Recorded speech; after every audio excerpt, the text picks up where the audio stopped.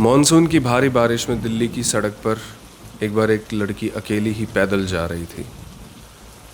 उसने white T shirt, black mini skirt और sneakers पहने हुए थे। वो बहुत डरी हुई थी। उसे मालूम था कि इस समय दिल्ली की सड़क पर बाहर निकलना सेफ नहीं है, पर पता नहीं क्या मजबूरी थी जिसके कारण वो अकेली जा रही थी। जिसका डर था वो ही हुआ। लड़की को पीछे से कुछ कदमों की आवाज़ें आने लगी। लड़की थोड़ा तेज़ चली। पीछे आते कदमों की आवाज़ भी तेज़ हो गई। लड़की एक गली में मुड़ गई और होप करने लगी कि शायद ये लोग उसका पीछा करना छोड़ देंगे, लेकिन ऐसा नहीं हुआ। उन कदमों की आवाज़ें भी साथ साथ आने लगी। अब लड़की को कंफर्म हो चुका था कि उसका पीछा हो रहा है और वो फंस चुकी है। अब वो पूरी जान लगा के भागने लगी। तो जो पीछे से लोग आ रहे थे वो भी अब पूरी जान लगा के उसके पीछे पीछे भागने लगे और आवाज़ लगाने लगे, अरे मैडम डर क्यों रही हो, रुक जाओ, क्या हुआ, कहाँ जाना, आपको छोड़ देंगे, अकेली मत जाओ, सेफ नहीं है। लड़की ने आव देखा ना ताव बहुत ज़ोर से पूरा दम लगा के वो भागने लगी। भागती रही भागती रही भागती रही। आगे जाके एक राइट टर्न आया, लड़की उस गली में मुड़ गई। लेकिन ये उसकी बहुत बड़ी गलती थी क्योंकि आगे डेड एंड था। वहाँ पर एक खाली मैदान था जहाँ पर झाड़ियाँ थी और उसके आगे कोई रास्ता नहीं था। मजबूरी में लड़की झाड़ियों के पीछे जाके छुप गई और होप करने लगी कि शायद वो लड़के वापस चले जाएंगे। लेकिन वो लोग वापस नहीं गए। वो उस मैदान में आए और चारों ओर से उस लड़की को ढूंढने लगे। लड़के आवाज़ लगा रहे थे, अरे मैडम कहाँ छुप गई हो, बिना बात कोई सांप बिच्छू निकल आएगा, काट लेगा आपको, बाहर आ जाओ, हम आपकी मदद के लिए आए हैं। एकदम से लड़की बाहर आती है। उसने मास्क पहना हुआ है और आंखों में गहरा काजल लगाया हुआ है। ऐसे करके देखती है, अपने मोबाइल का टॉर्च ऑन करती है और गिनती है, 1 2 3 4 और 5। तो जो 5 लड़के उसका पीछा कर रहे थे वो एक दूसरे को देखने लगते हैं कि ये क्या लड़की है। उनमें से एक लड़का बोलता है, मैडम क्या 1 2 3 कर रही हो हैं?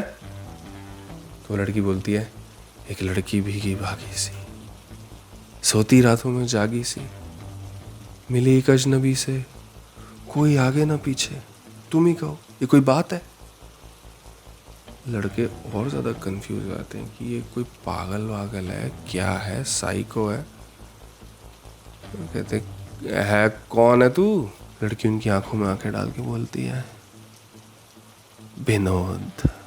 और अगले ही पल हम देखते हैं कि उन लड़कों की गर्दनें टूटी हुई हैं और उनकी लाशें कीचड़ में सनी हुई पड़ी हुई हैं और लड़की उनकी लाशों पर पैर रखते हुए वहाँ से चली जाती है।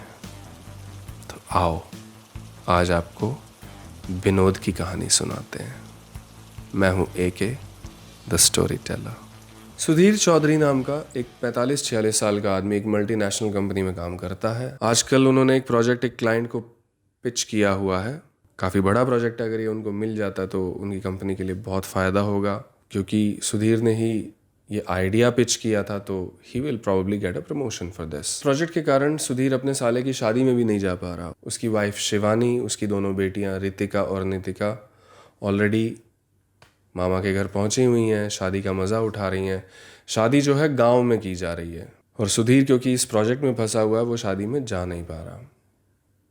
पीछे से वाइफ बेचारी बार बार कॉल करके चिंता जता रही है कि वो ठीक से खा पी रहा है कि नहीं।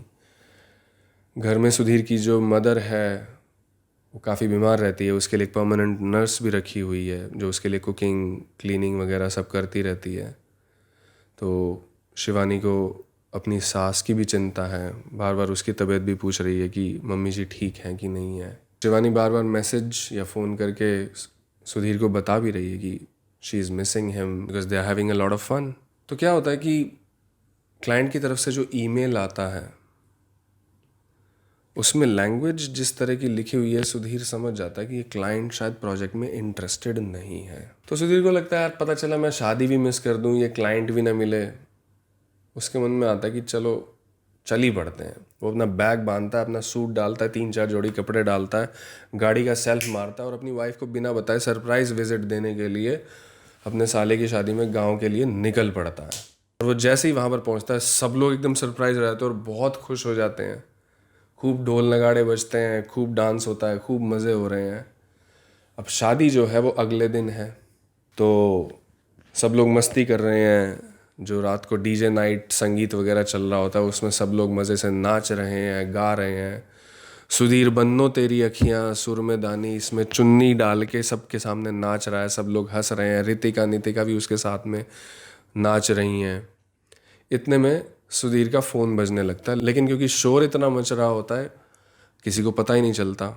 जब नाच गाना ख़त्म होता है, डिनर का प्रोग्राम होने लगता है, तो सुधीर थोड़ा वॉशरूम यूज़ करने जाता है और अपना फ़ोन चेक करता है। वहाँ पे तो पता चलता है कि 15-20 मिस कॉल्स आए हुए हैं, और वो भी किसके, जो नर्स उन्होंने घर पे अपनी मदर की केयर के लिए रख रखी है। वो कॉल बैक करता है। नर्स बोलती है कि आप फ़ोन क्यों नहीं उठा रहे थे, आपकी मदर हॉस्पिटल में एडमिट है, वो अपनी आखिरी सांसें गिन रही है। तो जितना भी वो खुशी का माहौल था, अब वो ड्रॉप होके दुख और टेंशन भरे माहौल में कन्वर्ट हो जाता है। जल्दी जल्दी सुधीर वापस जाने की तैयारी करने लगता है। वो निकल ही रहा होता है, यहाँ पे उसकी बड़ी बेटी रितिका आती है, जो कि लगभग 18-19 साल की है। वो बोलती, पापा मैं भी चलूँगी, मुझे दादी से मिलना है। मुझे मालूम है उनकी तबीयत बहुत ज़्यादा ख़राब है और मुझे हो सकता है उनसे मिलने का दोबारा मौका ना मिले। सब लोग समझाते हैं कि बेटा थोड़ा लेट नाइट है, सेफ़ है कि नहीं है। वो कहती नहीं, मैं तो जाऊँगी जाऊँगी, इस तरह से ज़िद पकड़ लेती है। अब जब रितिका ज़िद पकड़ लेती है तो शिवानी कहती है ठीक है चलो, ये चल रही तो मैं भी चल लेती हूँ, मुझे भी मम्मी जी से मिलना है। सुधीर बोलता, भाई शादी है तेरे भाई की, तू रुक जा।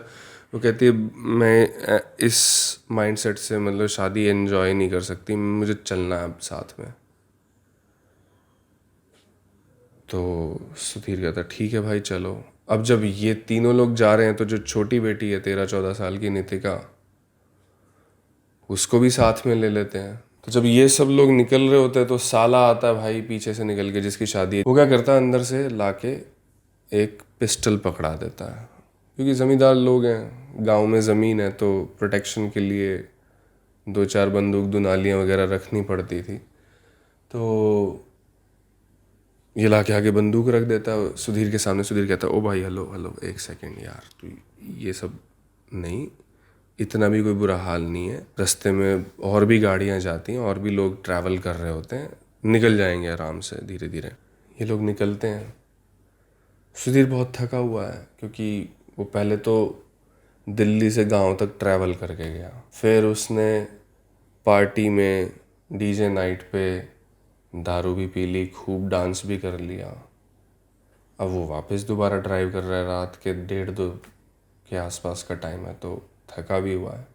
तो रितिका बोलती है कि पापा मैं ड्राइव कर लूँ क्या, आप आ जाओ मेरे बराबर में बैठ जाओ, आधे एक घंटा मैं ड्राइव कर लेती हूँ, इतने आप एक नैप ले लो। रितिका ड्राइव करने लगती है। वो बेचारा आंख बंद करके मूंद के बैठ जाता है और गाड़ी चलने लगती है। चलते चलते सामने पुलिस का एक बैरिकेड आया था। धीरे से ऐसे रितिका गाड़ी निकालने की कोशिश कर रही होती है, इतने पुलिस वाले ऐसे डंडा दिखा के गाड़ी रोक रहे, रोको भाई रोको, के इस टाइम किध जा रहे हो। तो रितिका शीशा नीचे करती है और सुधीर की नींद खुलती है, और वो ऐसे झुक के पुलिस वालों को देखकर, घर जा रहे हैं भाई साहब, मेरी माँ की तबीयत ख़राब हो गई, हम यहाँ पे शादी अटेंड करने आए थे। कह रहा तो इतनी रात को कोई, ये ठीक है आपका लेडीज के साथ में निकलना, आप अकेले भी जा सकते थे। वो कहते जी मैं तो इन्हें समझा रहा था, ये मानने ही नहीं। फिर आप यानी कि सारी इनकी मानोगे, आप में खुद में कुछ बुद्धि बुद्धि नहीं है। लेट नाइट आप ऐसे लेके लेडीज़ को निकल रहे हो, फिर कहना में कुछ उल्ट सुलट हो जाएगा, पुलिस को गालियाँ पड़ेंगी। और ये लड़की, ये क्या उम्र है इसकी, ये गाड़ी चला रही है? कि जी ये 18 की है, इसका लाइसेंस बना हुआ है, ड्राइविंग आती है इसको अच्छे से, पेपर दिखाओ, लाइसेंस दिखाओ। तो गाड़ी के पेपर्स निकाल कर देता है सुधीर डैशबोर्ड से। रितिका आगे पुलिस वालों को कॉन्फिडेंटली पास ऑन कर देती है, अपना ड्राइविंग लाइसेंस दे देती है। तो वो जो पुलिस वाला है वो जाके अपने फेलो कांस्टेबल्स को वो पेपर्स दिखाने लगता है। वापस आता है पुलिस वाला और बोलता है जी नीचे उतरो गाड़ी से, पेपर नकली हैं। सूर्य कहता है क्या बकवास कर रहे हो आप, पेपर नकली कैसे हो सकते हैं। कहता कैसे बोल रहा है तू, पुलिस वालों से ऐसे बोलते हैं, क्या बकवास कर रहा है तू, नीचे उतरो गाड़ी से। पुलिस वाला क्या करता है, अंदर हाथ डाल के गाड़ी की चाबी निकाल लेता है। अब सुधीर वहां से तन आता हो, ये आपने गाड़ी की चाबी कैसे निकाल ली। वो चाबी छीनने के लिए वापस पुलिस वाले के पास जाता है और पुलिस वाला उसको गिरबान से पकड़ के खींच के एक मुक्का उसके पेट में मारता है। अब ये सब देख के शिवानी, ऋतिका और नितिका बहुत ज़्यादा घबराए थे। अब शिवानी अपने पति को पिटता हुआ देख के वो भी बाहर निकलती है, इधर से ऋतिका भी बाहर निकलती है और नितिका बेचारी अंदर घबराई हुई सब कुछ देखती रहती है क्या हो रहा है। जैसे ही ऋतिका निकलती है और शिवानी निकलती है, वो दोनों तीनों पुलिस वाले साइड से आकर उन दोनों लेडीज को पकड़ लेते हैं। सुधीर को पकड़ के साइड पे ले जाते हैं, 4-5 डंडे मारते हैं और वो बेचारा अधमरा हो जाता है। और जो ये पुलिस वाले हैं, they start trying to rape Shivani and Ritika. अब जो सुधीर है वो सामने देख रहा है कि क्या होने वाला है अब मेरी वाइफ और बच्चों के साथ में।